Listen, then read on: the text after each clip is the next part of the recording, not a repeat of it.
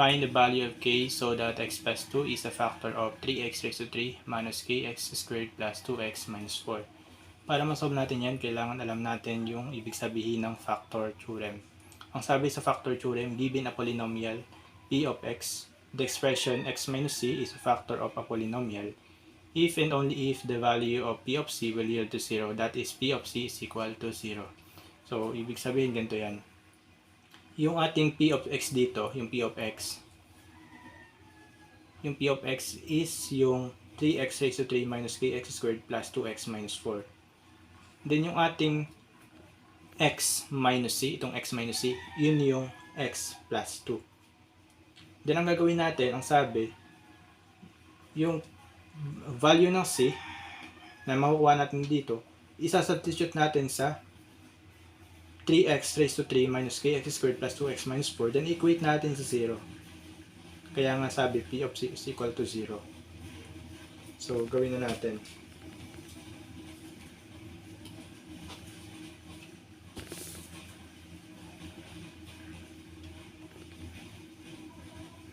Yung x minus c natin, x minus c, is equals yan sa x plus 2. Ito yung ating na-consider na x minus c, yung x plus 2 natin. So, kung isosolve niyan, ang mangyayari, makakancel yung x.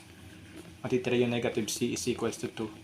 So, c is equals to negative 2. Pero kung titingnan mo na agad ito, automatic, kung gusto mo shortcut, automatic makikita mo agad na yung c talaga dito is negative 2. Pinakita ko lang kung paano rin pwedeng isolve. So, c is equals to negative 2. Then, ang sunod is yung, para makuha yung value ng k, tapos, makonsider natin na yung x plus 2 is a factor nito. Di ba ang sabi, isa-substitute natin. So, 3 times negative 2. Yung negative 2, sinubstitute ko sa value ng x. K is to 3 minus k x squared. So, yun ay k times negative 2 squared plus 2 times negative 2 minus 4.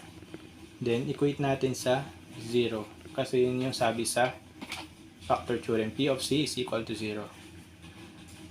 So, tuloy natin. 3 times negative 2 raised to 3 is negative 8. Minus k. Negative 2 raised to 2 is positive 4. 2 times negative 2 is negative 4. Then minus 4 equals 0. Then next is 3 times negative 8, which is negative 24. Minus 4k,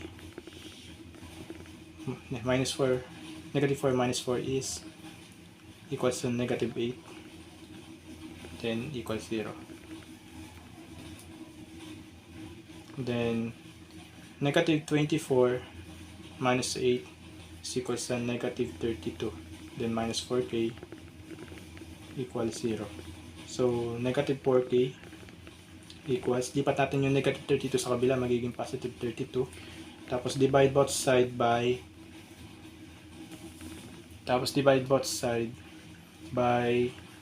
negative 4. Then 32 divided by negative 4. Tapos cancel na to. Magtitira yung k. Equals 32 divided by negative 4 is negative 8.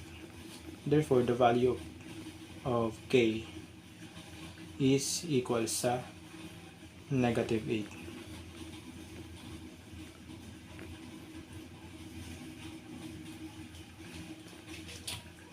So, this is the final answer.